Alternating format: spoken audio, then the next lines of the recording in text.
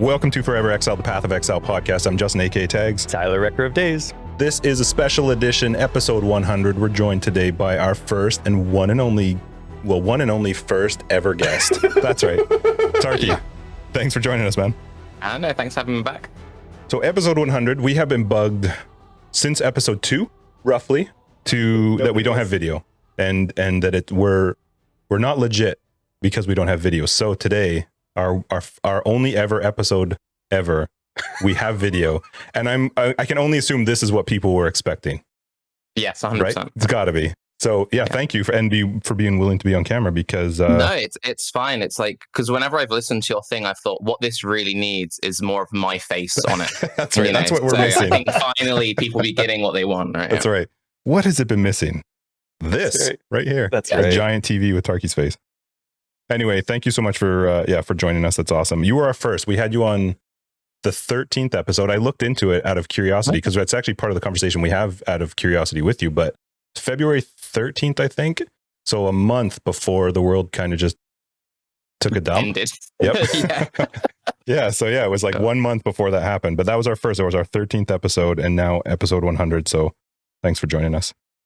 You brought your mask, right? So you don't get us sick?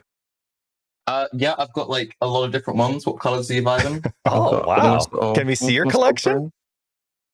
Some of them are upstairs. This is the bit whereas I've actually only got all the same colors down here. I've got a more neutral brown. This is more like the khaki. I've got a black one in my back pocket, actually, because I just went on a walk. And then I've got some blues, like denim-y looking ones somewhere. And yeah. Is there mandates or anything for masks right now where you are? Basically, okay, so I chat to a lot of people in like New Zealand and Australia, and they're like, oh my God, Tarke, it's awful. We're at like 800 cases. And I'm like, yeah, so we're at 35,000 daily new ones. Really? Whoa. Yeah, 35 daily. And like in my area, it's like 1,000 a day. And Holy like cow. hospitalizations are in like the thousands and whatever. But yeah, we've removed all of our restrictions because of course that's what you do. And now it's a case of we advise you to maybe wear masks if you feel like it, which means that most people don't bother, which is mildly frustrating because I am immunosuppressed. Right. So yeah, it's been a fun 2 years, however long it's been, or nearly 2 years now, I guess. Wow.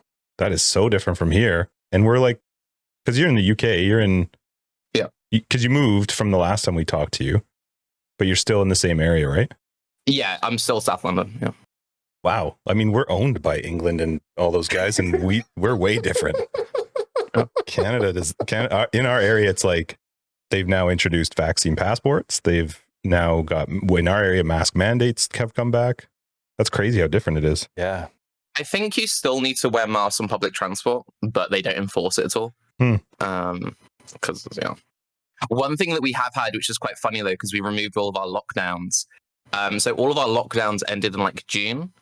But there are people who are still protesting the lockdown that ended several months ago. And you guys might have heard about this, but it's a good enough story to tell again. So one of the more notable recent anti-lockdown protests, they decided, it was much like anti-vaxxers, they were going to protest outside of like the BBC News headquarters, which is like, okay, in their mind, they're spreading the evil, like propaganda. Fair enough. That kind of makes sense. So they all go and they're protesting outside this building. But what they failed to realize is the BBC haven't been in that building for over 8 years. Oh, and they were no. actually protesting outside of a talk show called Loose Women. And yeah, they were mildly confused as to what was going on. That's awesome. What was the show called? Loose Women. It's basically a bunch of like middle-aged mums complaining about young people. It's a TV show, a talk show? Yeah, a TV show, talk show, kind of like the equivalent of like Jerry Springer. Well, not Sure. that bad, but like that ilk That of like idea, reality yeah. TV kind of stuff. Yeah, because that means something very different here for us. So I was quite curious. Well, it means something. I'm pretty sure it means the same. different here as well. Also, yeah. Okay. That's awesome. So I'm curious, because we did talk to you way back when, pre-COVID. What's and the stuff that you deal with, what's the COVID road been like for you? I mean, it's been a year and a half, maybe a little bit more. Yeah. So So I went into well, actually, we'll go from the very, very start. It was kind of because I remember talking about this on stream when it was like first people talking about it a little bit, kind of like December, January, and I was kind of like, yeah, it seems kind of scary, but it's probably not that big of a deal. As I think most people were kind of like, oh, that's kind of like spooky, but like it probably won't. Like, how bad could it really get? Yep. And I remember even saying on stream, like, guys, like, look, I'm seriously immune compromised, so if I'm not freaking out, you guys probably don't need to freak out. And then like a week went by and I'm like, yeah, actually, no, you guys should be freaking out. This is pretty bad.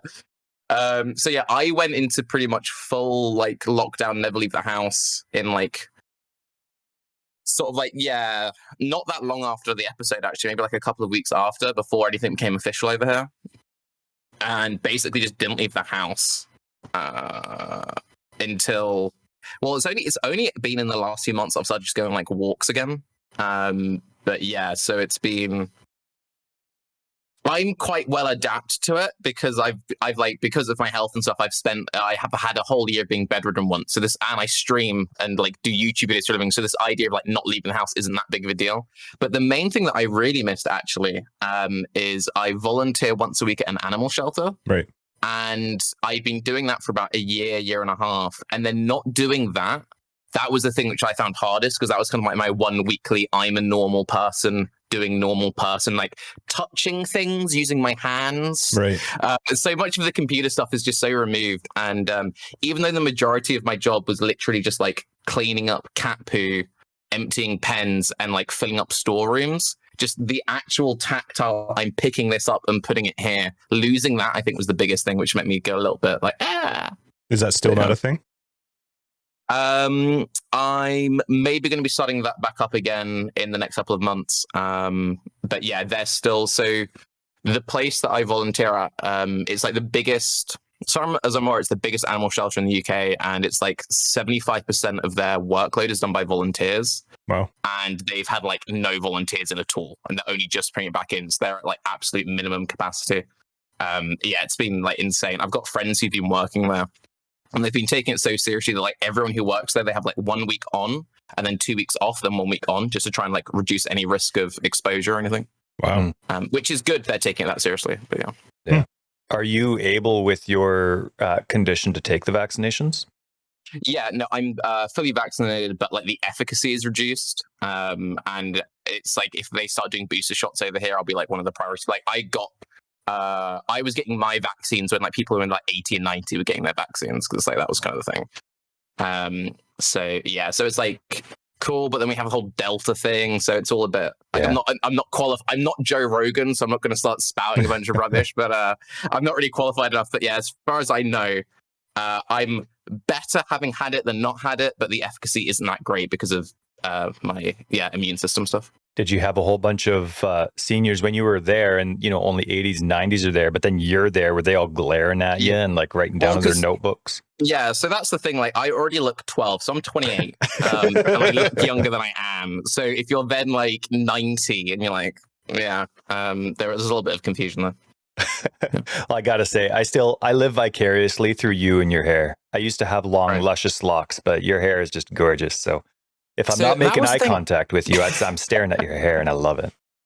I used to have longer hair than this when I was like 17, 18. And then I had like really long hair, and I was like, oh, I'm so cool and edgy indie art boy kind of thing. And then I got really ill, and I didn't leave the house for a year. And then I'm like, oh, new me, going back to uni, let's get a cool, trendy haircut. And then I thought I was really cool because it's like the Peaky Blinders had just come out, so I did the whole like Peaky Blinder thing. And I went to uni, and every dude had the exact same haircut, and I'm like, oh, maybe I should have kept what I had before. Oh, damn it! And I've been wanting to grow it back out for like 10 years now or something, but I did it when you always do like buzz cuts and stuff. It's a bit of a yikes, but yeah, that was the good thing about not leaving the house for a year and a half, is it's like, oh, I can't see my barber, so now we're back to I think you had it shorter when we last talked to you. I don't feel like it was. Yeah, I was still buzzing it and stuff. What's from what I remember, you had a tiny bit of a break from PoE. Yes. And I think that break was during this COVID time, but what have you been doing outside of PoE to keep you busy? I mean, you locked yourself down more than many others would have. So what's been keeping you sane? without the pets? Well, keeping sane implies I was sane to begin with. But, My mistake. How have I been keeping occupied? So I got into messing around with Unity, which is like a game dev program, and also some Blender, making some assets. I spent some time on that. I got really into Dungeons and Dragons, and I actually I need a new group because my current group is a bunch of Americans, so our games would start at like 1 a.m. for me, which was fine. But then we had the dreaded, someone couldn't make this week, we'll go next week. And we haven't had a game in, I think, like 2 months or something. And it's like, what made it even worse is we'd been stuck in this mega dungeon and we'd spent like 3 months in this dungeon. And we were getting just to the end, and the DM was like, I've got something really special planned for the final fight. So if we just end the session early, then the next one can be super epic. And that was our last session. No. So it's just like, no. I just want to, like, even if we only have one more game and that's the end of it, I just want to get out of that dungeon. And then I'm like, okay, we did the thing. How do you guys play it remotely? How does that work? So yeah, we do voice on Discord, and then there's like dice roll bots in Discord. So you're like, /roll like d20 plus whatever, and then we use something called Owlbear, which is like a tabletop thing, and you can like move your little tokens around and put in your maps and stuff. It's pretty good. Huh. Oh, that's really cool. We love Dungeons and Dragons, but we awful at it. I mean, it's like with all of that stuff, it's just about kind of like having fun. Yeah, but you know, I still don't understand it. We've tried it so many times. We don't have anyone that knows how to DM.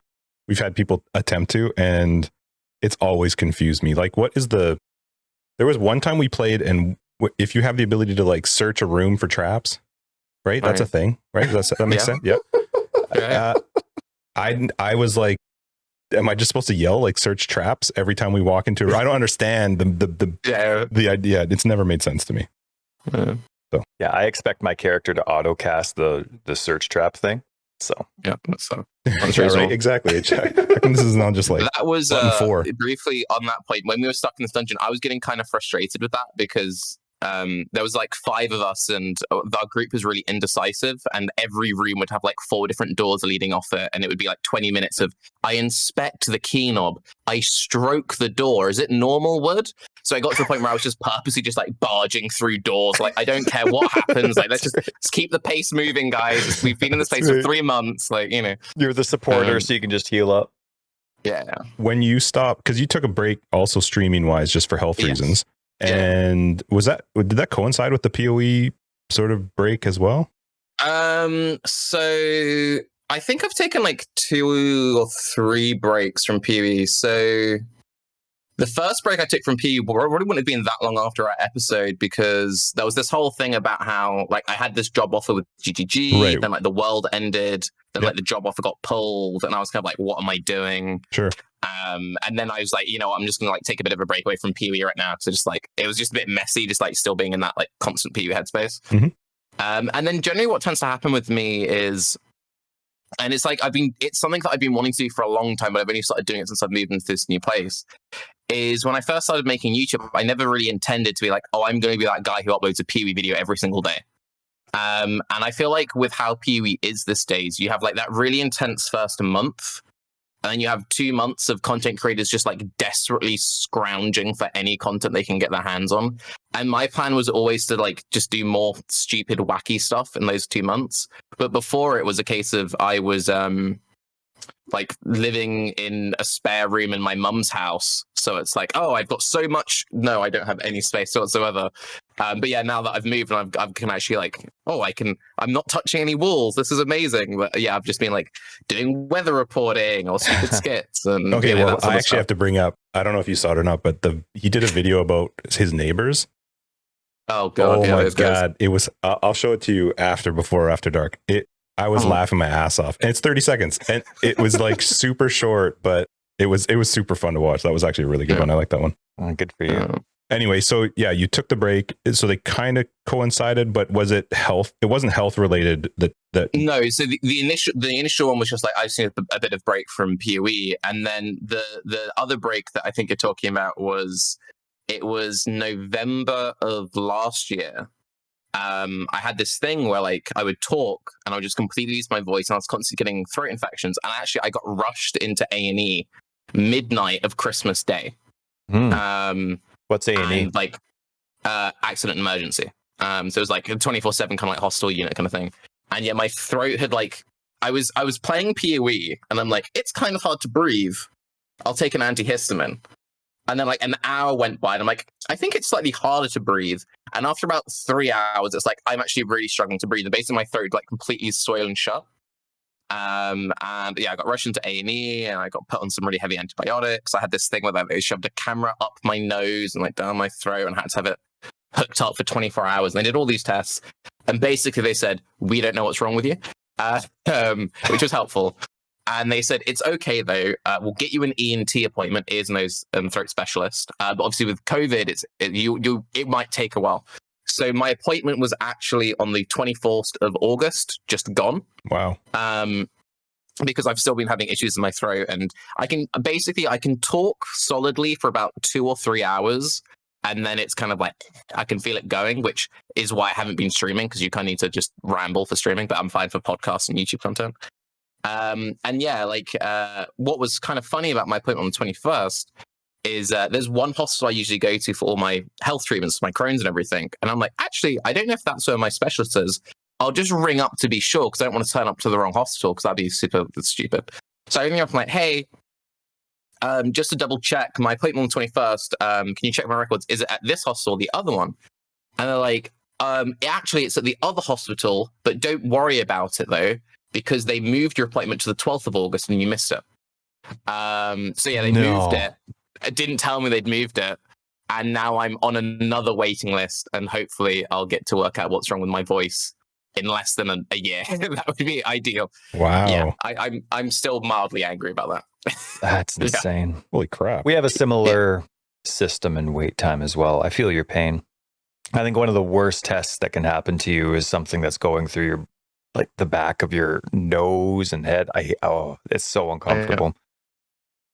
But how health wise, without, I'm not trying to get into specifics here, but how are you doing? Are you feeling good now, despite the fact that you don't have your answers? Are you cup half full? Are you able to go through life and do things the way you like? I kind of bounce between the two. It's one of the, so like I was like bedridden for like a year when I was like 17, 18. Super sick, like everyone thought I had cancer or something, and then it was like, no, you've just got Crohn's. They put me on loads of heavy medication, and I went from 40 kg to 80 kg in a month, and I was like, okay, like it's super rapid. So from a very early age, I was kind of just like, it is what it is when it comes to health.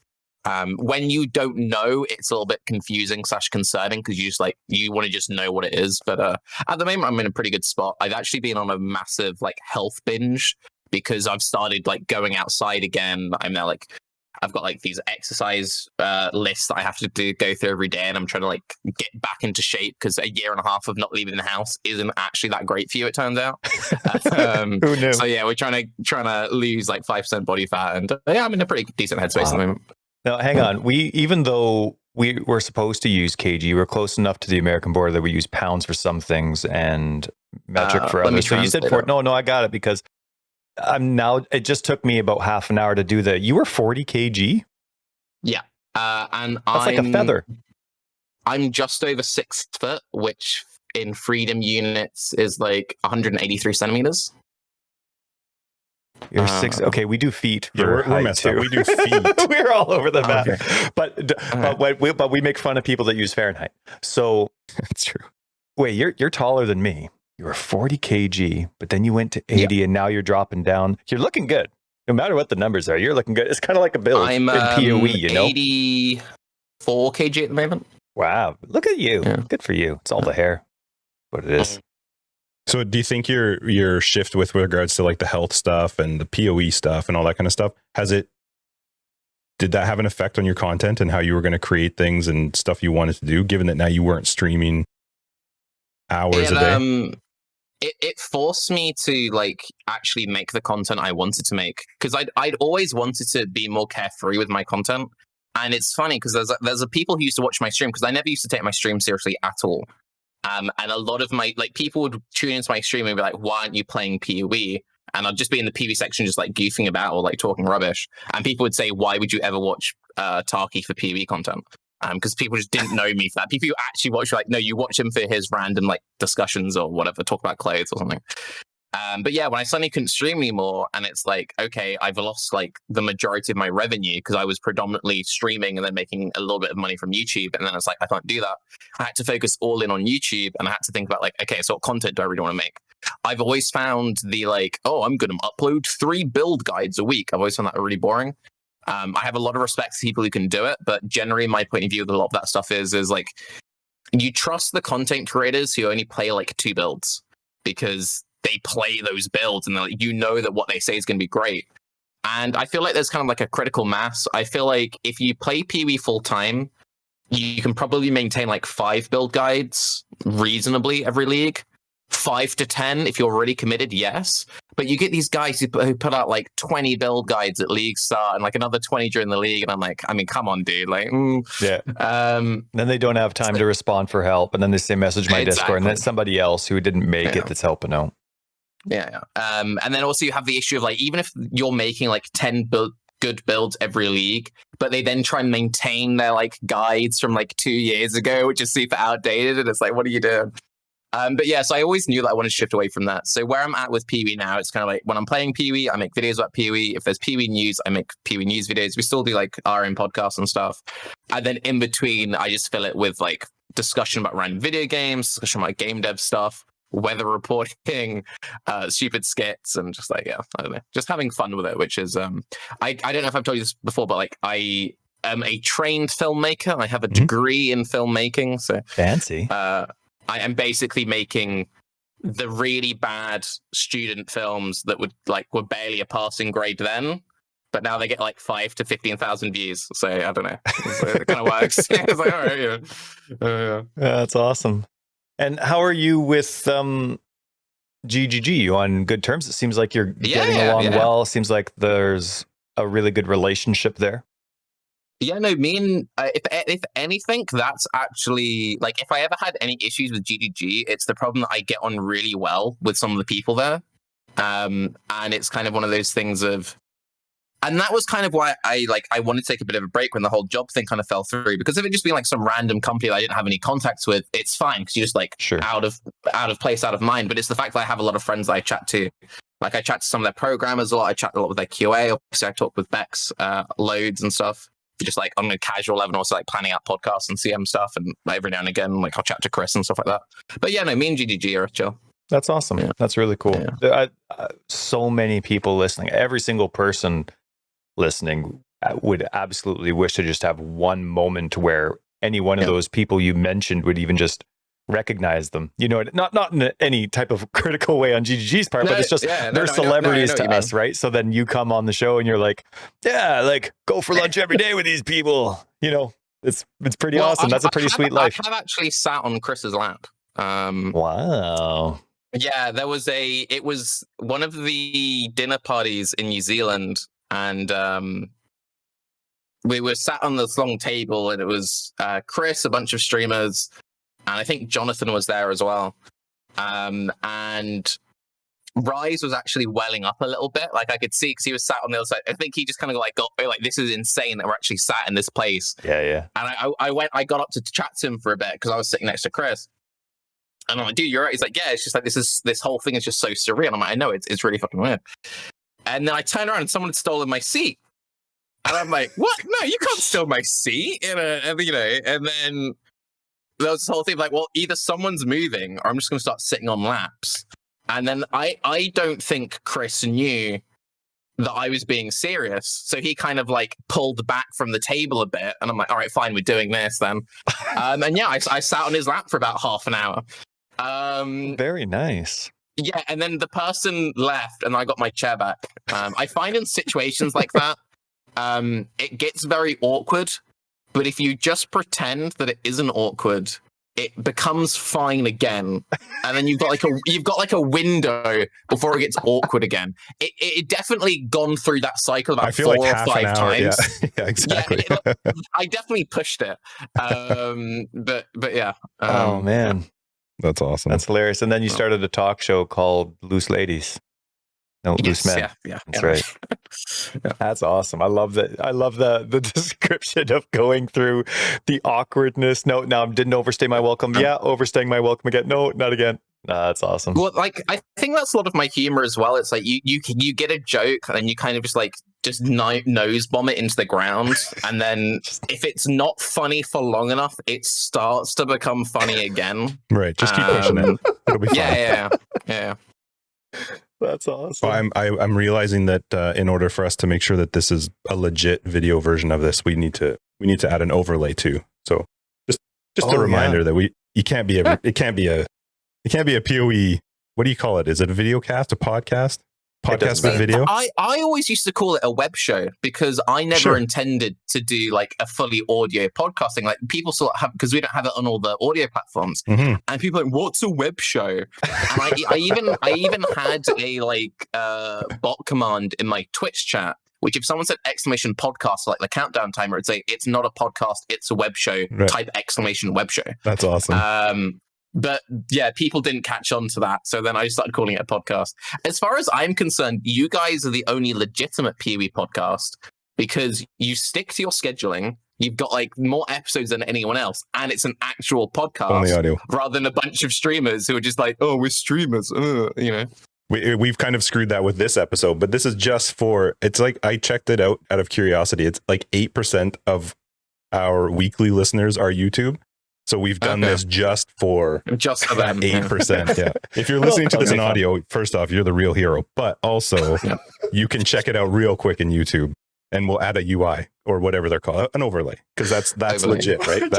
I love how you appreciate everybody. You know what it's like, no matter what platform they're seeing you on, you think they're fantastic, but I just love how Justin pretends to rag on the YouTuber viewers. It's just they're fine. They're fine. I mean, are they though? It's just as someone who is a YouTuber, are the people who use YouTube really okay? It's just turn off. Yeah, it's weird. It's an audio focused podcast, and so in order to make it on YouTube, I take 4 images provided by GGG in each episode and just cycle them every 5 minutes. Nice. It just cycles. It's weird that that's how you would want to listen to a podcast, but hey. But you're going to use what? Like if the internet existed in the 70s, you're going to use an overlay that looked like it was in the 70s, right? Yeah, I don't know. I'm going to Google the first free overlay.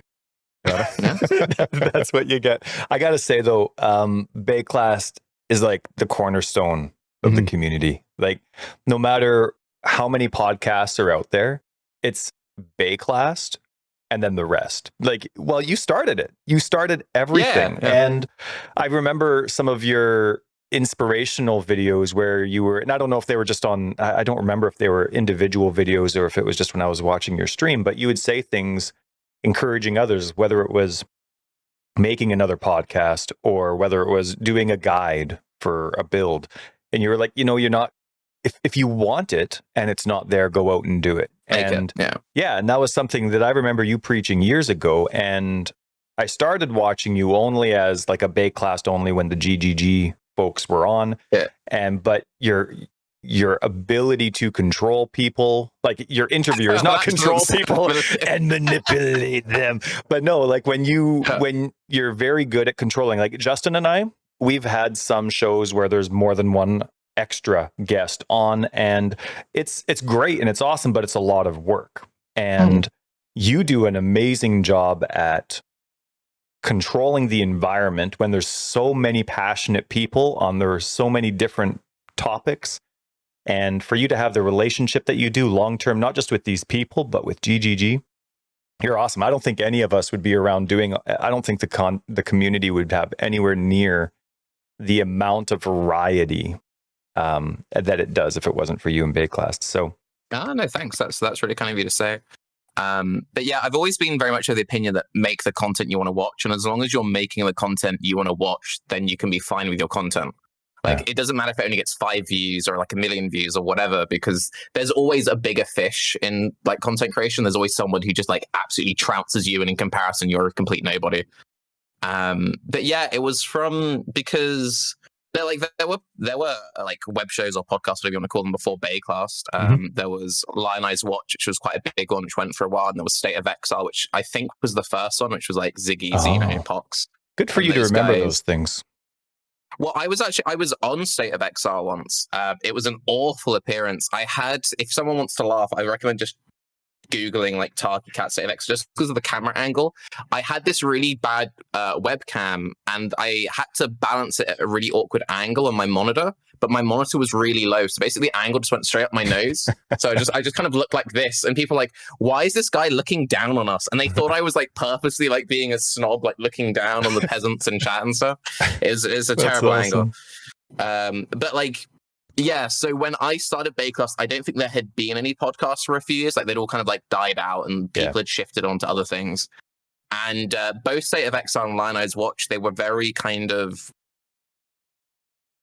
not professional, but I feel like a lot of early gaming podcasts they were trying to be like, oh, we're professional radio hosts or TV shows. And it was very formal. And there wasn't this kind of just super laid back people talking over each other, hanging out in a bar sort of atmosphere, which is kind of what I was after. So yeah, there was a PoE meetup in Berlin, and Rise was there, and he was the other guest in that State of Exile episode. And we'd never communicated before. I'd watched all of his content, but we actually got on surprisingly well. So when we were in Berlin, I'm like, hey dude, I've been wanting to make this thing. Like, would you be interested? And at the time I was a complete and utter nobody. And he was just like, yeah, whatever. Like, he thought, oh, this guy's not going to do anything. And then I hit him up a couple of months later. He's like, oh, okay, I guess we're doing it. And then, yeah, we just kind of we went for it. And however, like, we started it in Breach League. So however many years ago that was now. Oh, man. It all blends together, hey? You have no idea. Really was it does. 311? Was it 1.6? I don't know. Let's see what year did Breach League come out. Yeah. What do you use now as your determining factor for when you're going to put together a Bayclass? Because I know you had with the health stuff, you had some issues putting some of them on for a bit with the talking points, like talking for 3 hours like you guys do. What do you use now? What's sort of like your guide? Are you looking at Breach? Sorry, just briefly. Yeah, it came out in 2016. Wow. God, we're pushing on like 5 years. Good for you. That's crazy. That's too long. That's too long. We should have retired. Something has to change.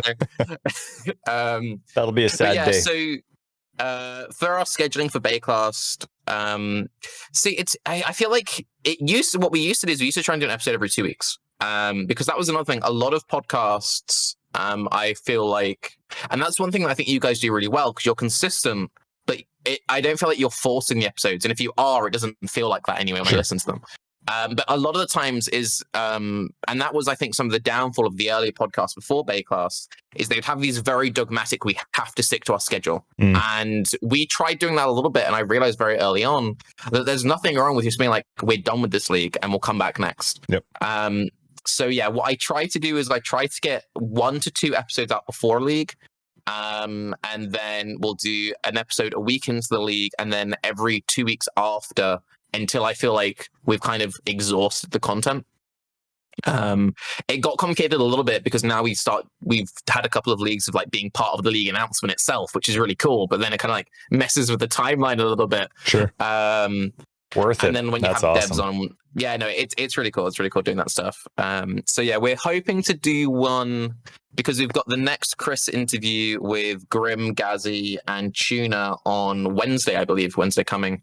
So I think we're hoping on doing a Bayclass on like that Saturday or Sunday to not only react to that one, but also like our own Bayclass with Chris, because that's one of the things which is kind of funny about like interviewing devs is that you then, because you're the guy doing the interview, you then don't really take part in the reacting to yourself stuff. Like I do a little bit of that. But yeah, so we kind of just want to like break down our own thoughts on the Chris thing. Then there was the Zizm Mathel one, and then the Grim one, just kind of like really vibing out how we feel about things. But yeah. Has there been a more, I don't know what the word would be. Mother effer. Cough when I'm talking. How dare you cough during his question? I couldn't stop. It was tickling. Okay, so has there ever been a Bayclass that's been more, I don't know, than what the last one was? More pressure. Well, I guess the pressure, but I'm more talking about the aftermath, the stuff that people were saying and doing afterwards. Like, obviously you guys have had, I would imagine there have been some with as much pressure for sure. I mean, if you go to some of the early interviews with devs, you probably felt it. I assume this one was probably one of the higher ones just because there was so much riding on your shoulders from the community. I think this was the worst in terms of pressure, actually, because So the very brief bit of background. So like going back to the film stuff is I'm actually a trained documentary filmmaker, and I've had some interview technique training. I'm not like a journalist by any means, but like I've made documentaries about artists who are generally quite difficult because they're artists. And so I've kind of had some background in the whole like, oh, this is an awkward thing. There's a lot riding on this. And I think like the most pressure thing was really ExileCon, and kind of like after ExileCon, it was kind of like, oh, just having a dev on, who cares, you know? Sure. But with this one, it was just the intensity of it was like, because we all knew that it was going to be like people had a lot riding on because, you know, before, I mean, there's still some people now, like the game is doomed, but there was a lot of people like, depending on how this goes, I'll quit the game forever. I actually had quite a few people messaging me saying that we should cancel the podcast because they thought that it wasn't worth the fallout it would have on our mental health. Sure. They were like, it doesn't matter what they say, people are going to attack you. I think you guys are better off just not doing it. But no, I think it went. I'm really glad with how it went, and I think there's been some positive. Like, unfortunately, with all the nastiness surrounding that episode, and then Rise talking up about it, and me talking up about it and stuff, you then had like the Reddit moderation team are now doing some things, and that's one of the things which is a little bit unfortunate sometimes with this sort of stuff. Is it often feels like it takes something nasty for people to take anything serious. You know what I mean? Yeah. It's like, oh, maybe after the 27th school shooting, maybe we might actually look into some reform here or something. Just I like to keep things light, you know. Yeah. But yeah, there was a lot of discussion which came out of the last Bayclass. So I'm sure there's going to be a lot more which comes out of the Grim one. I think actually that's one thing. In a way, I feel like the upcoming podcast might even have as much pressure put on it because it's like it's the last one of the three. There are some people who either didn't get what they wanted from the Bayclass or didn't get what they wanted from the Ziz and Mathil things. They're like, oh, but these guys, they're going to fulfill my dreams and desires. And there's always just going to be that pressure there. And I think also because like the kinds of players, they're very much representing more that softcore trade, gotta go fast zoomer, super crafting mindset. So like people had to go at us for not representing that. But then it's like, well, if these guys do represent that, and those people still don't feel heard, then it's like, you failed us. You were the chosen ones. So yeah, you know, it is what it is. I'm sure they'll do a great job there. Do you feel like it was a benefit to you guys, and then Ziz and Mathil did theirs, and Grim's doing his, to invite questions from outside? Like I this is just me speaking because I'm not involved in that at all. I would never do that. And the reason for it is because then I feel like you're just giving people this ability to come at you afterwards, and everybody thinks their opinion's important. But like even you guys talked about it in yours, Ziz and Mathil for sure in theirs. I'm sure Grim will bring it up in his, where it's like, well, these are questions that people wanted us to ask. And so sometimes you don't get the follow-up or the heart into the question when it's not necessarily the thing that you wanted to talk to that person about. I actually think that the Ziz and Mathil thing suffered a bit from that. I think they did a great job, but I think they were a little too concerned with like, oh, I need to answer people's things. So I felt like they probably would have been better served picking like just a handful of key ones and then focusing more on what they wanted to talk about, because like that was one of the things as well as it's all well and good collecting these things, but if you don't have the information to back it up, right, you then, as you say, you can't then challenge it. And it's not because you're not interested, because you just lack the info. Sure. So what we decided to do very early on, this is before it was even announced, is we're like, okay, we know there's a lot of pressure. We're going to speak to a few key people that we trust who fill those niches that we don't like play ourselves. And then we'll make like a list of like 5 to 10 key community questions. And then the rest is just going to be us. Right. So I made a massive topic list, and what I did was I sectioned everything out, like Tarke's questions, Rise questions, Octavian's, etc. And I was like, okay, everyone just shove like 20 questions into your thing. We'll collect some community things. Like if between us, we collect like another 20 from the community, and then we'll cut down any duplicates and we'll trim it out and we'll format it and we'll order everything so it has a nice flow. Because that's the other thing as well. If you're just doing like, if you like, oh, here's our 100 questions, but you don't like organize them at all, it's like, what's the point? Because you know, it's just completely redundant. So yeah, we had a lot of cutting and condensing, and then the way our topic list was basically formed out is we knew when we would have wanted to talk about. We had like a section which was like highlighted like important community things. These have to be covered.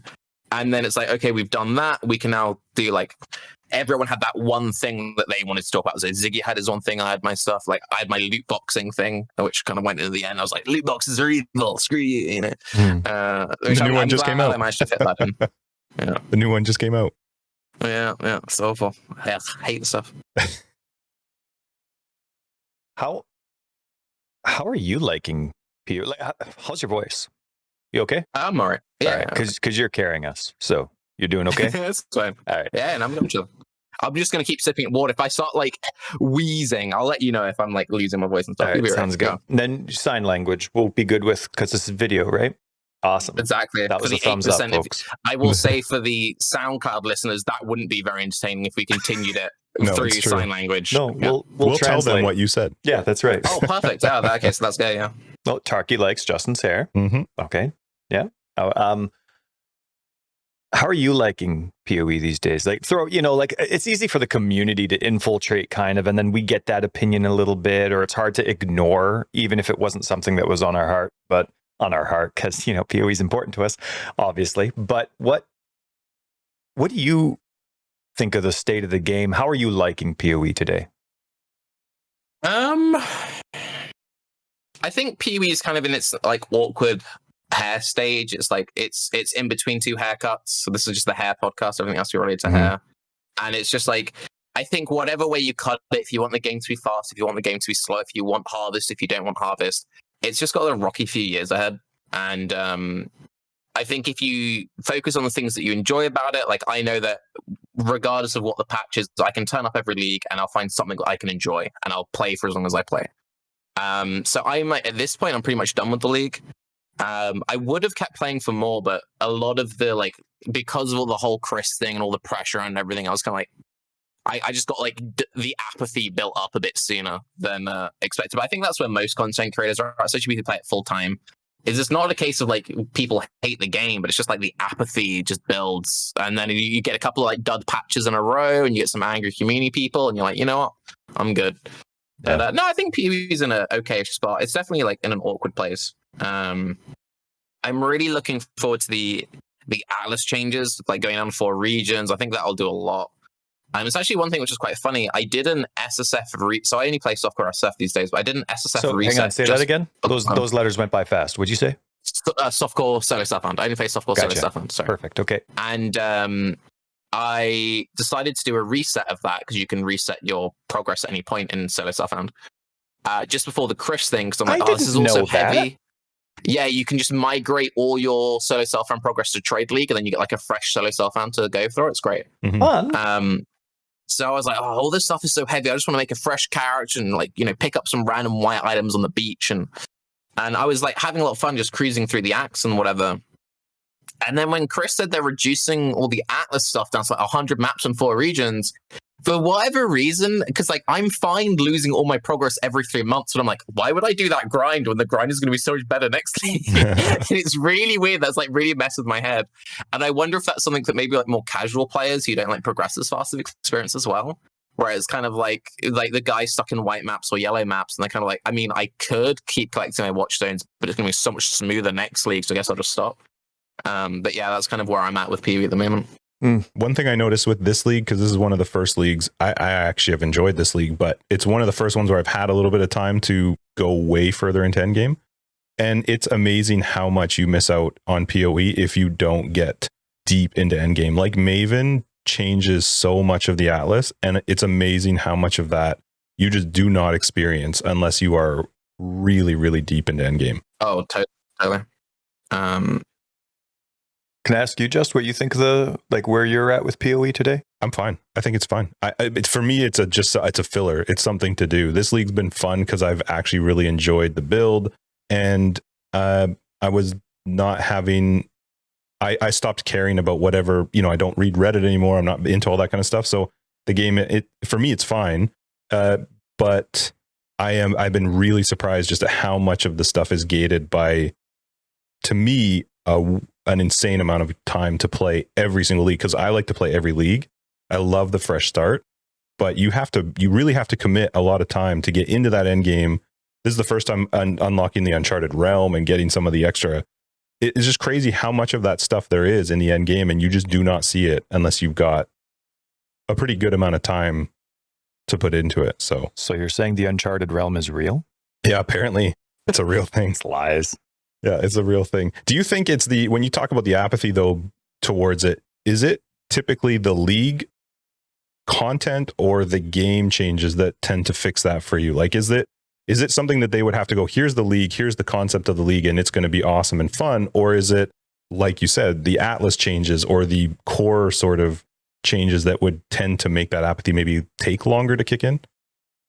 So, like, the league itself, I really love Expedition, especially the logbook content. I think this is an amazing league. For me, it's like, if I wasn't a content creator, I would probably play till like month 2, month 3 of every league. The main thing which hits it, and I've had this conversation with a lot of people, and even like a lot of the content creators who seem super like, oh yeah, let's go, and they don't talk about this stuff publicly, they feel it super hard in the background. Sure. A lot of it is just like where the community is at, and it's very frustrating going through the same like boom bust cycle every 3 months of like, GGG is the best company, GGG is the worst company, GGG is listening to us, GGG hates us, and just like this ping pong, and it's like you get so used to it, you can graph it out.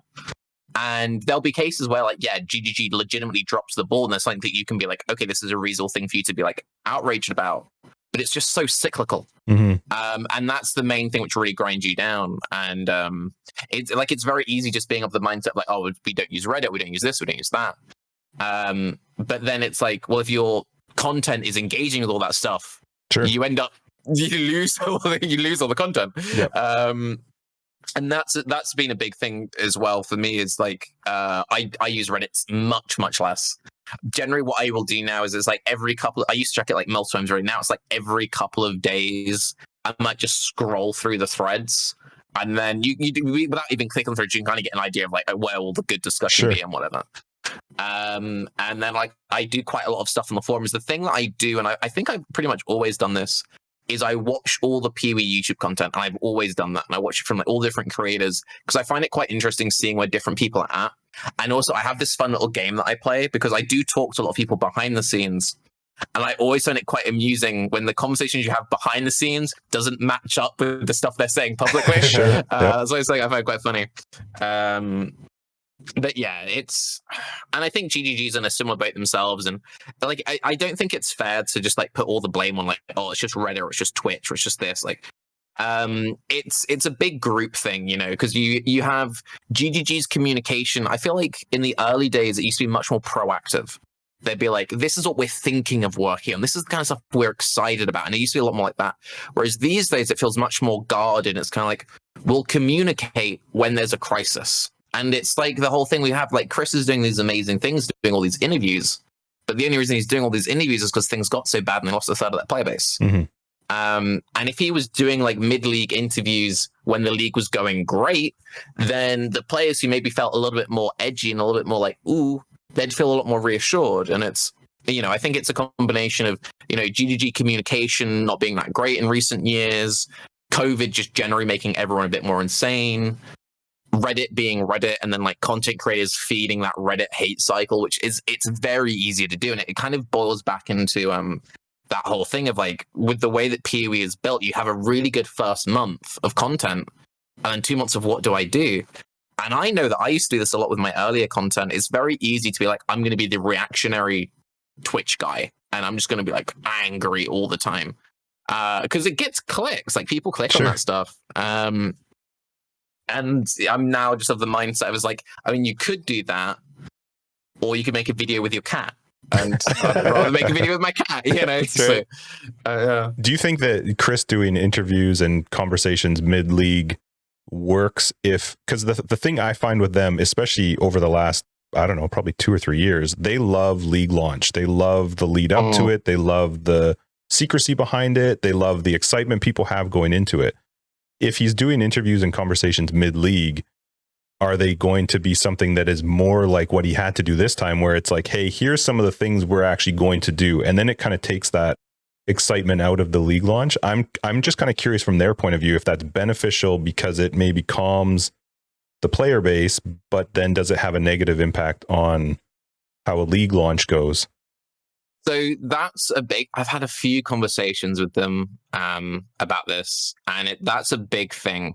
And like, again, just to kind of to dispel the decision, because I do talk quite regularly with people at GG, but most of my conversations are just like, oh, what TV shows are you watching, or random stuff. Like, most of our conversation aren't actually about Path of Exile. And the people always think that I'm like, I hold all the keys to the code base and I manipulate every patch, which would be quite fun. But anyway, but no, so I feel like, you know, I have had this conversation before where I'll be like, oh, I'm really frustrated with this feature, and like, there's something that's just like, it's not quite landing.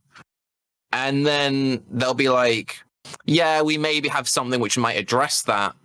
And I'm like, well, why don't you tell people? Because if you tell people, then like people will feel, it's not even a case of just feeling hurt. It's just the thing which happens, and you see the 315 was the extreme of this, is with how crazy each league is, and like some of these wacky ideas they come out with and how secretive they can be, you feel like you're on a journey and you don't know the destination. Mm-hmm. And it's just like, if we had a better concept of where we were headed, then, you know, we wouldn't mind so much about some of the weird stuff, or like some of the decisions which seem strange would make sense in context. But oftentimes we're missing that context. Right.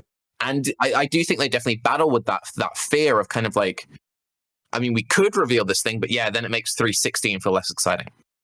And this time they decided, okay, we'll leak some of the stuff, like the maiden stuff and this and that. And I think that if they address it from a point of view of like, okay, so next league we want to be focusing on these kind of topics, but then they keep all the league stuff secret, well, then you've still got a big exciting league, you know. And I think personally that would probably be the way that I'd rather go. And maybe for your big like end of year expansion, maybe that stuff, when you're doing big like end game changes, maybe keep that a bit secretive. But I think the player base would generally be a better place if GGG's like, hey, if 319 is the loot patch, then we're going to say that's the loot patch. You know what I mean? Yeah. But that's just my opinion on it. No, that makes a lot of sense, because remember when they changed, they had the melee league, right? They just changed, and this was, I don't know, what was it, 3.9, 1.9, who knows? Something like that. But they change it. And I mean, when you take a step back from the passion of the scenario, you're like, okay, well, they're not just going to do a melee patch. Other things are coming, but no communication was there. So people that are pure spellcasters, pure minion based, your bow characters, some of them anyway, it was loud. Who knows how many people it was, but it was like, hey, well, where's my stuff? And because you're only saying, here's the melee, don't worry, we'll get to the rest. It was just, here's our melee patch. And yeah, I think what you say can really resonate with a lot of people that are passionate about their certain standpoints, for sure. It really does depend on the person. And it's one of those things as well that I think it was Heist when they said they wanted to be making smaller scope leagues because they were realizing that their scope was getting away from them and they were being too ambitious. And Chris even said that about this league, is they tried to fit too much balance in with all the other stuff, and that's kind of where they lost their way a little bit. And I could maybe understand from the point of view of if they actually did just really dial in each patch to be hyper, we're going to address this one core thing. Yeah. Then I can understand, yeah, maybe you might want to keep that if you've only got like this one key feature, and then if you like incidental changes. But, you know, it depends on the person. And just because you do something for one league doesn't mean you need to do it for every league. I think GGG can often be a bit too rigid of like, well, this is how we've always done things, so let's not ruin the recipe kind of thing. Yeah. Do you think as a content creator, I talked about this, and check this out, Justin, this is going to be amazing. I talked about this in episode 99. We haven't done episode 99 yet. This is mind-boggling. I feel like I'm in like a time movie. Anyway, so I talked about this in 99, but now I don't know what it was. So much hype about me. I'm actually going to keep this all in too. Yeah, no, that's fine. Yeah, no, that a lot of the leagues, not every league, but a lot of the most recent leagues going over the last few years, like maybe the last 10, they've been massive changes. They're not like, here's our league and a bunch of bug fixes. They're massive changes after massive change to core content. And then of course you're adding a league. I'm finding myself as a content creator, I prefer guides and filters. That's where I go. And it's impossible for me to put out content with so many major changes on a regular basis. And so I'm changing my content creation mentality for, this is a build I like. This is or isn't a good league for it. That's nice. It'll be around next league too. And, you know, you make the minor changes. Has GGG's I don't know if they've meant to go this route, but their kind of new way of just every league has a huge update that really changes the core elements of the game. Obviously, this league is like an extreme exception where, you know, it's like flasks and mana. Like that was crazy. But does it change kind of your mentality of how you can put out content? Definitely, and again, it's a big reason why I stepped less away from guide content. Like even when I do build videos these days, I don't call them guides. I'm kind of like, this is what I'm playing. This is kind of how I would like to play with stuff. And even around league side, what I generally try to do is I try to give people templates, kind of like this is how I would maybe approach this thing, because if you try and do the super detailed guide thing, you just end up in this really difficult situation of either you put all these thousands of hours in, and then it's only valid for a league, or you're just constantly chasing your own tail. I had a really good conversation with Engineering Eternity. He was one of the nicest people I've ever met. I was lucky enough to hang out with him a bit in New Zealand. He's such a great guy. And he was really frustrated. Like that, he was talking about how that was something he'd been really struggling with because he was making these amazing guides and he was putting all these hours in, and his production value, everything was just immaculate. And then it's like a month goes by and it's all worthless. Right. And he's just like, he was in a situation of like, well, what do I do? Do I just keep maintaining the same 10 videos over and over again, never making anything new? Or if I make anything new, I'm just adding more to the list. And I think that, it's, you either have to have the point of view of like, I only have like, these are my 2 guides I update every league and I can kind of manage that. Or you have to just be like, here's the 10 for this league and they're dead. And then maybe there's the 10 for next league or, you know, whatever. If you take a bird's eye view approach, kind of look at Path of Exile right now, is there anything you'd like to see changed, modified, maybe not necessarily removed, but just that's not working or you don't like it in the current state that it is? That's an easy question. There's a few gameplay things which I think need changing, but I honestly think that the single biggest thing which would have the most long-term impact to be structural changes at GGG. I think that they need to improve their internal and external communication. And I think there just needs to be this real thing of just a clear and concise, like, okay, what is our goal? Let's just stop for a minute. Let's focus on this. Let's test this as best as we can. And I think even if it just means like smaller scope each league, then that will disappoint some people. But I think that's just the better way to go.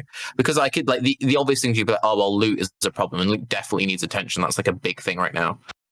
Flasks need attention, but like there'll always be the next big thing. And I think the main thing for them is they really need to focus on it. I think this is true of like most studios, but the difference between like GGG and most studios is because it's a live service game with a 3-month release. Their release window is insane. Mm-hmm. And I always use this example, so apologies to anyone who's heard this before, but like, okay, so you'll work on a new league and you've got 5 teams. And it's like, okay, so we're going to break up you're doing this, you're doing that, you're doing this, you're doing that. So team A is working on one thing, team B is working on another. And this is just me spectating. This isn't me like Chris saying, yes, this is exactly how we make content, but it makes sense. So team A, they does their project and they finish first and they present it to Chris or whoever. And he's like, yeah, that's pretty good. But do you mind just changing this one thing? And it's like, all right, cool. And then no one tells team B. And then team B, like 3 days later, like, hey, we've done our thing. And it's like, oh, that's great. But we've changed team A's setup a little bit. So if you could change your setup to marry up with that, that'd be fucking lit. And they're like, all right, awesome. Team C comes along. Yeah, so actually both A and B, so your stuff, you're going to have to scrap half of that. And then and you haven't even gotten to like to team G yet. And then by the time they turn up, it's like, dude, we're doing a Pokemon League. What's this? Tetris? No, that's so last month. And it's just like they iterate so quickly. It's really inspiring how quickly they can iterate, and the fact they can even just keep the game running with their cycle, like doing the 3-month thing and then developing PoE 2 on top is absolutely insane. But somewhere something needs to give, you know. So if they're going to stick with like, yeah, we're making PoE 2 and working this, and we're going to stick to our deadlines, then I think they just need to really focus on their communication and dialing in their scope. What's with all the changes that are coming, and of course the impending, depending on your opinion, the impending doom or the impending glory of PoE 2, what's something you'd be heartbroken to see disappear? What, like maybe that thing that you never think about that all of a sudden you're like, oh my goodness, that would suck if that left. It's something that was actually talked about when Ascendancies were first introduced. So a lot of the appeal of early Path of Exile was the idea that you could do any build on any class, because the class just dictated where you start on the skill tree. And then we had ascendancies introduced and stuff became more specialized. And now things are pretty specialized. Like you take a build, it might work on like 2 or 3 ascendancies, but it's kind of like you've really got to stretch to then justify it on like a jug or something, right? And I think that would be my biggest concern with PoE 2 is we're getting 19 new ascendancies. So when you've got like 30 ascendancies or whatever it is, how are you going to avoid the thing if it's everything's hyper specialized? Like, oh, you want to play that build? And then it's just that one thing. And I think losing some of that flexibility is probably the thing that scares me most with PoE 2. And it would suck for things to come super rush. But I'll say, like, I remember that. I remember speaking to Engineering Returny about this because, like, I bumped into him. I was coming off stage and he was coming out of, like, the panel thing of the PoE 2 announcement. And he looked at me just like, 19 new ascendancies? Like, can you imagine? Like, how are we meant to do guides anymore? Yeah. That is the main thing which kind of worries me about PoE 2. Because, like, how? Like, ugh. Yeah, I could see it definitely needing to focus on a specialization for sure. Yeah. That'll make it hard in the long run. So you said you're done pretty much for this league. Was there anything though through this league that you just were loving, that it was actually like really enjoyable? Logbooks. I think logbooks are the best content added to PoE in many years. I really hope logbooks go into the core game. I really enjoy logbooks, and I've said this before on Bayclass. Like, they could have been tedious so easily. Mm-hmm. This whole thing of like, oh, you've got to spend like minutes running around, look at all the things, plan out all the things. But I find it super engaging content, and I wouldn't be surprised if they did what they did with the Ultimatum, like they give it like a league off, or maybe they bring it back in like another 1 or 2 leagues time. But I really hope that Exhibition comes back. And I hate NPC creep. Like, I hate the thing of like every league I've got to add like an extra 20 people to my hideout. Mm-hmm. And if I'm desperate for a league with 4 NPCs to go core, then you know it's good. But no, I adore logbooks. Yeah. I think one of my favorite parts about logbooks is how they made it's. Well, I can't think of too many other things where the when you're doing them, it's interactive. Like, there's things are falling off the walls depending on where you blow it up, and it's just I can't remember too much content they've done that's like that, where you actually feel like you're part of whatever you're doing.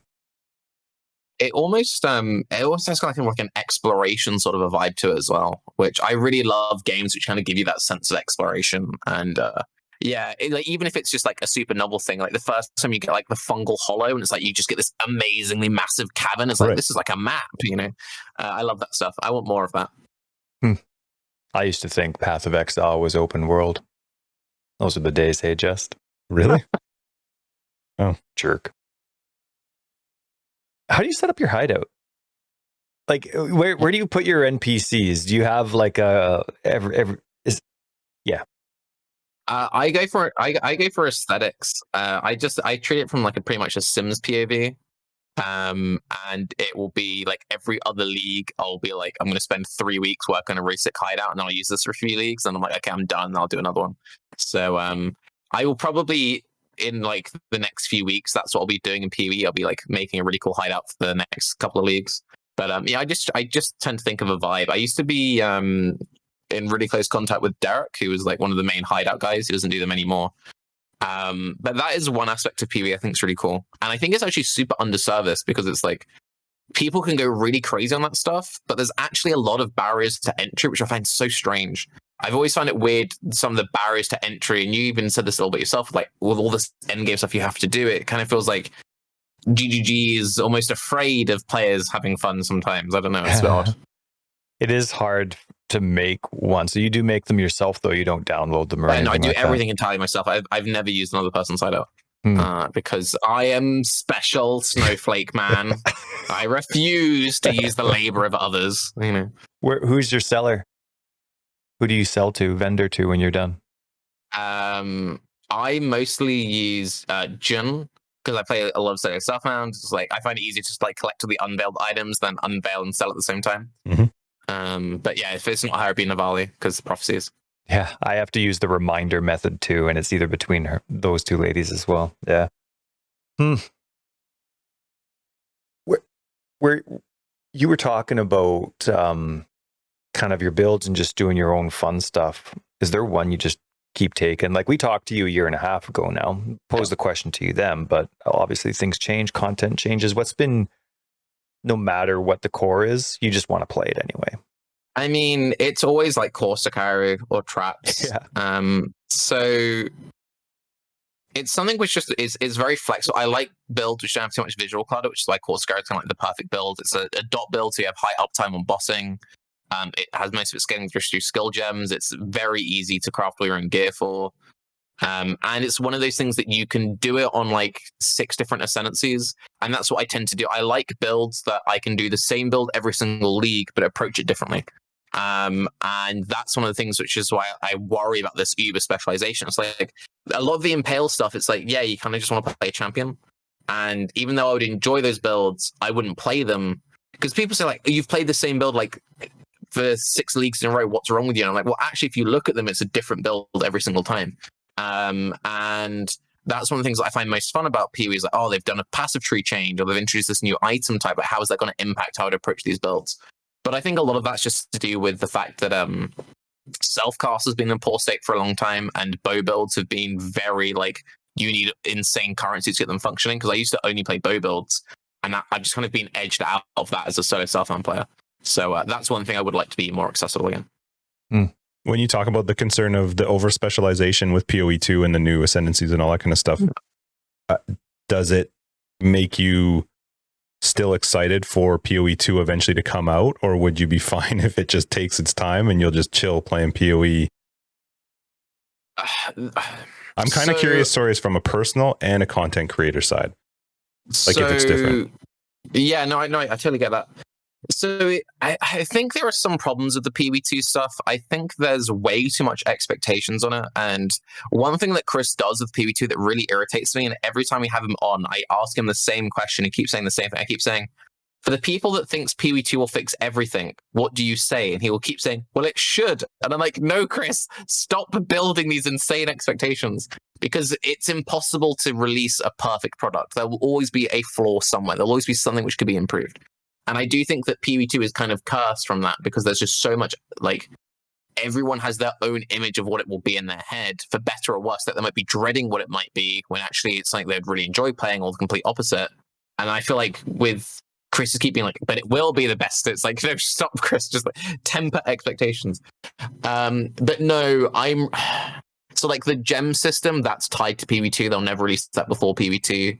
And I'm really desperate for the gem system. So I got to play the demo in the office, actually, because I didn't have any time to play it on the stage floor, because I was too busy like being part of panels and stuff.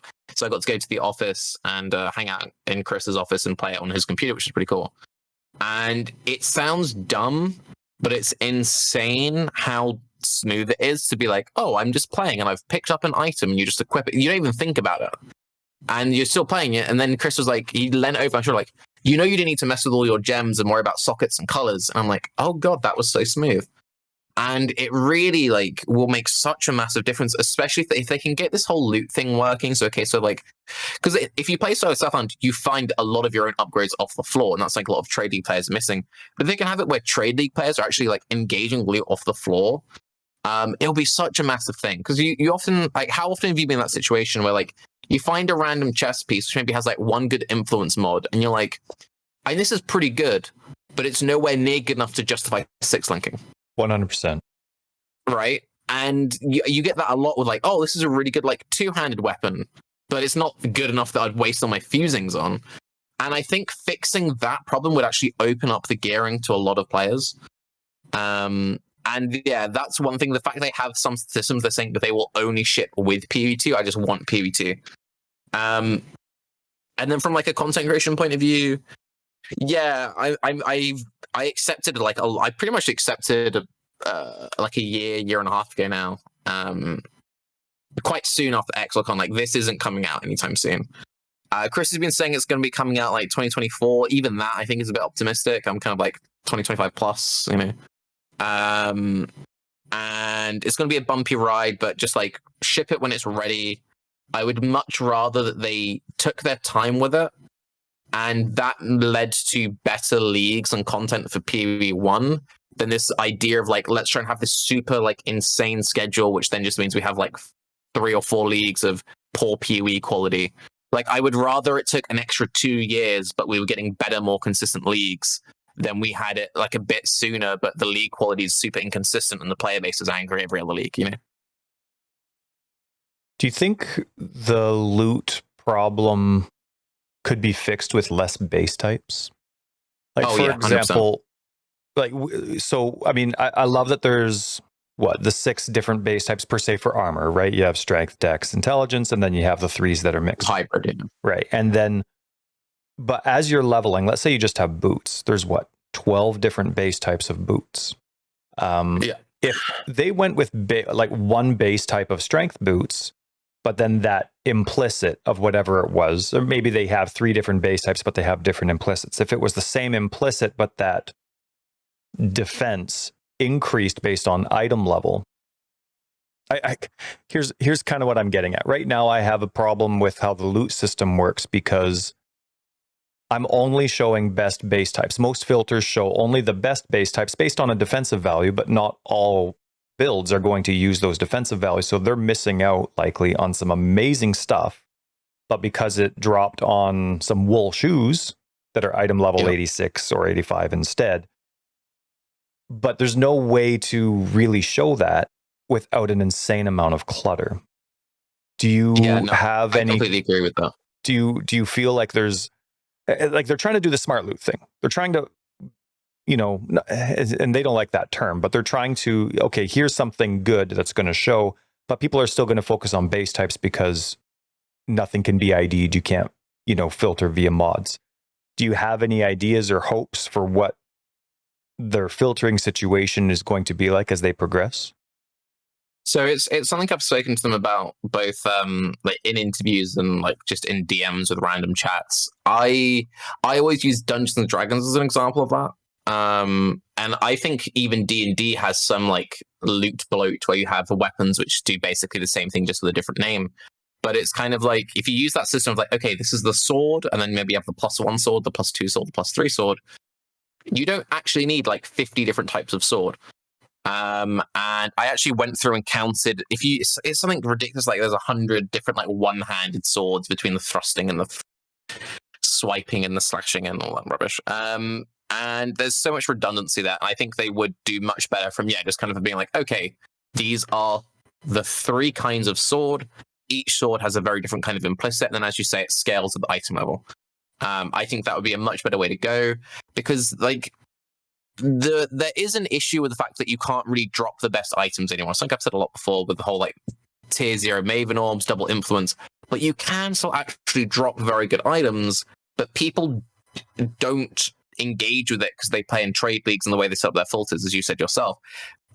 If you play solo self-found, a lot of the time you're just hunting for the base to then craft on. But if you actually set up your filters correctly, you do engage with the loot a lot, and you do pick up a lot of good stuff. And I think getting more players to engage with that through changes to the loot system and definitely reducing item bloat would be a massive thing. Now, Justin's going to roll his eyes, but I do have one more filter question. I knew you would. Go for it. And I'm expecting you not to be able to answer in case you have, because you probably shouldn't say if they've said something, but have you talked to GGG about their default filter lately? I never talked to them about that sort of stuff. Cool. That's it. Again, most of the conversations, that's right. Most of the conversations I have are kind of like nothing to do completely, like nothing at all to do with PoE or me. Sometimes what I'll do is like, if I'm trying to work on a video, I find it's quite helpful just to like talk to someone about it, like the concepts. Like I do that quite a lot with Grim. Is we're kind of like, we kind of want to make a video, we're not sure, and you talk through what you're trying to say, and if they kind of understand, you're like, okay, I think you get it, and then you make the video. That's kind of like the sort of conversations I have. It's more like philosophical than when are you doing this, or like what do you think of default loot filters and stuff like that. The default loot filter is awful. They probably should improve that. Well, yeah, it's been a while. What, like 7 years? I think it's 2. But that's my personal thing. I was just hoping that there would be something in there. You hinted that maybe PoE 2 is like, in a few decades. Would you play PoE 1 forever? Like if PoE 2 just ends up not happening, COVID changes this, COVID changes that, GGG has to change their whole plan. Is Path of Exile the way they do things? Could you play PoE 1 forever? They keep bringing out leagues, yeah. I'd turn up, I'd play league start, I'd have fun. You might get to a point where like, I could skip this league. But no, I think if it's, because it's just, if you have, it's like people who still play D2. Just there's a ladder reset, they'll come in, and if they're good for it, like, yeah, let's do the ladder reset, we'll get all the boys together. It's one of those things, there isn't really any competition. Like, if you enjoy ARPGs, there isn't really much out there. You've got Last Epoch, which is doing its own kind of thing, but there's a lot about it which is very different to PoE. It's like some people prefer the way that Last Epoch does stuff, some people prefer the way PoE does stuff. You've got Grim Dawn, which is a much slower kind of game. And then you've got Lost Ark, which is like some MMO thing. D3 is just on life support, and people still play D3, and PoE 1's a way more advanced game than that. And then there's Diablo 4, which it doesn't matter how long GGG takes, Diablo 4 will take 1 million times longer. Blizzard is on fire. They fired the lead designer of Diablo 4, and they're also their lead environment artist. There were some people who got added from the company with all their scandals recently. So it's like, yeah, GGG can take their time. There is no rush at all. It's one thing I found quite funny. Following the whole thing of like talking about Diablo 4 announce and stuff, talk about PvT stuff. And people are like, no, it's coming on this day. And the devs will literally be like, it's not coming out. It's like, yeah, it's coming out next year. I think it was even part of the D4 announcement. They're like, this is very early. This isn't even Blizzard soon. Like, this is a way out, but we're letting you know we're working on it. And people were in my YouTube comments like, yeah, 2022, totes. I'm like, my dude, no, it's not happening. So what's a good league launch for you? Is it and then lifespan? Do you want to actually play PoE league from start to finish, or is it usually you get to that 1 or 2 months? Like next league, when you're looking forward to the next one coming out, what do you hope to get out of it? How much time is a good amount of time for you? It really depends. Like if we had a league which was just like, okay, we've gone crazy on messing up the passive skill tree, and I feel like, there's lots of new stuff to explore, I can play that all the way through to the end, no problem. What tends to burn me out the quickest is like, that was, I think, one of the reasons why, like the main reason why I stopped playing early this league was because of all the random controversy, but it was also the fact that like the builds that I played didn't really get touched by the changes. It's like, I played a lot of traps, I played a lot of chaos dot. Traps didn't get touched at all. And all I played, all I played last league was 3 months of traps. And it's like, oh, well, all my builds from last league are now the best builds, apparently. Cool. And there weren't really any new item types or anything for me to really mess with for that build.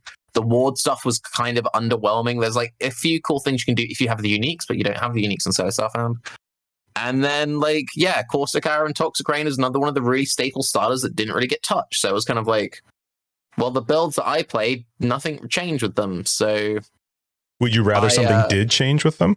Yeah, I would have sure. Much rather they, even if they got like crazy nerfs, because then I would have to really think. So, like, what I ended up doing is the build that I played the most of this league was a non-crit, pure physical Exanuate Trapper.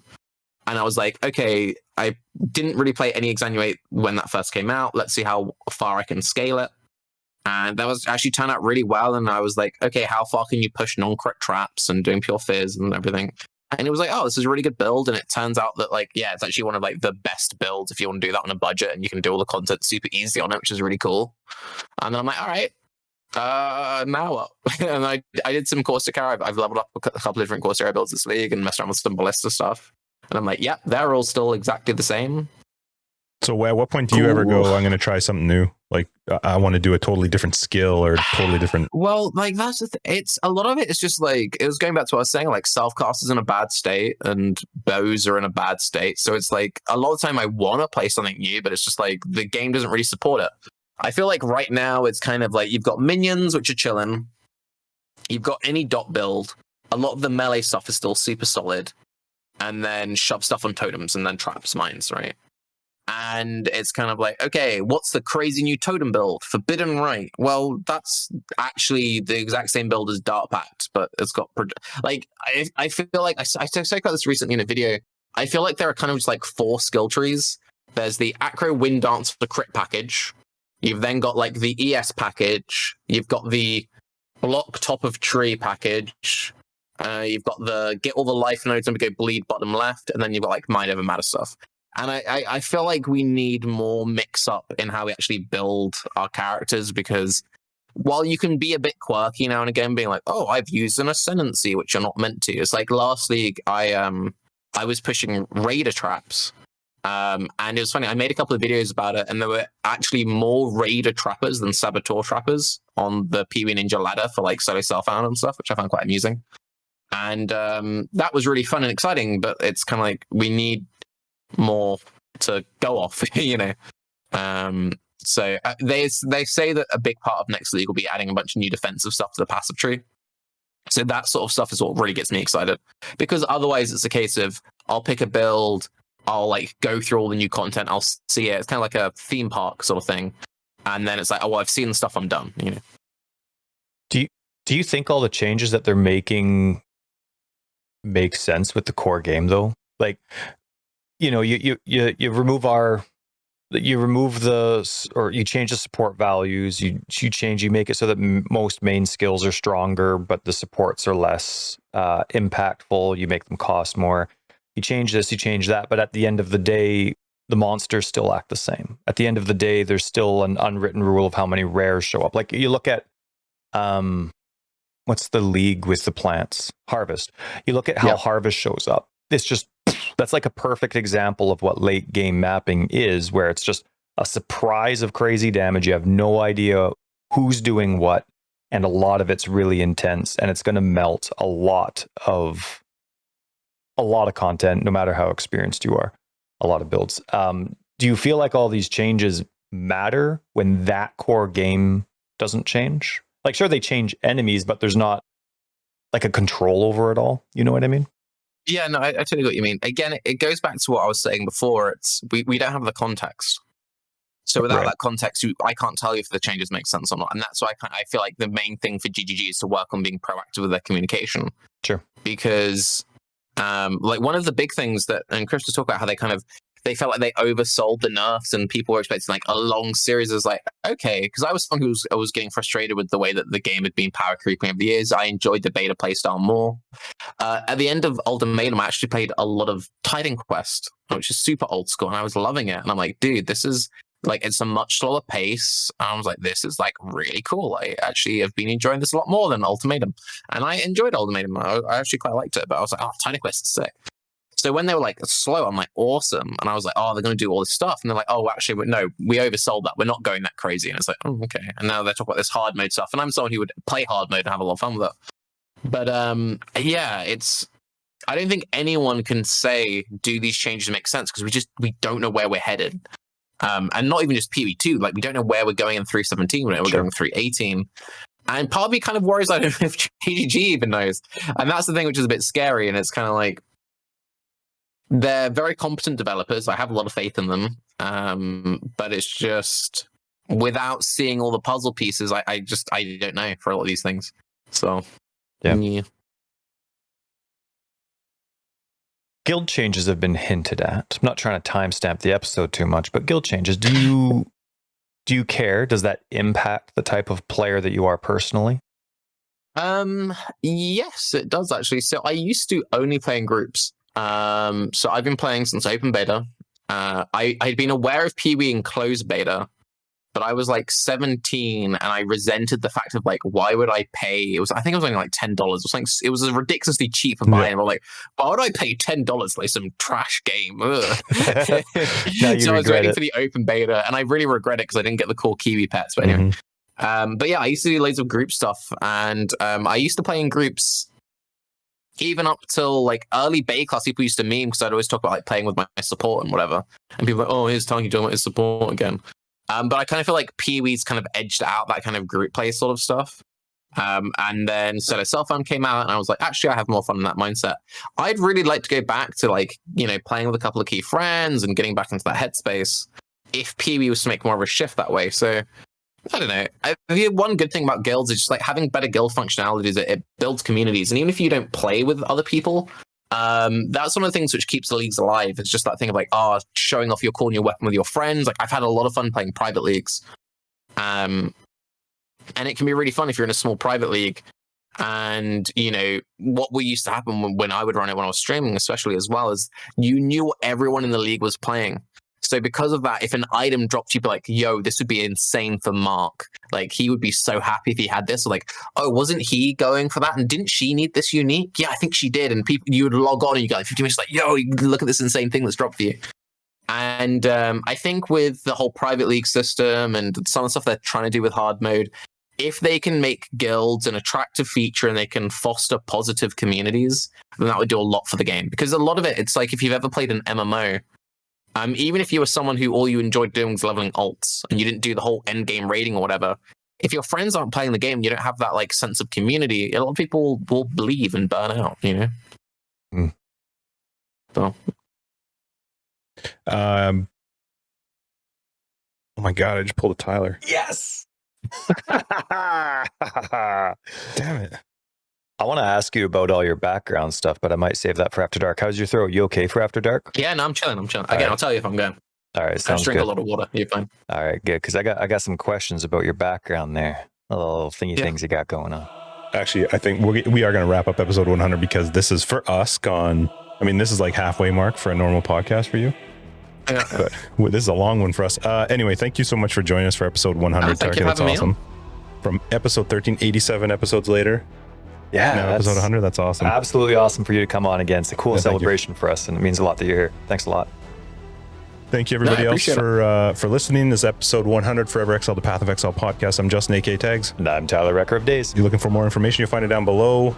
foreverexiled.com, Twitter, foreverexiled82. We're on Discord, and we've got Patreon. We'll see Patrons in After Dark and everybody else in episode 101. I got to think there. Thanks, guys. Bye.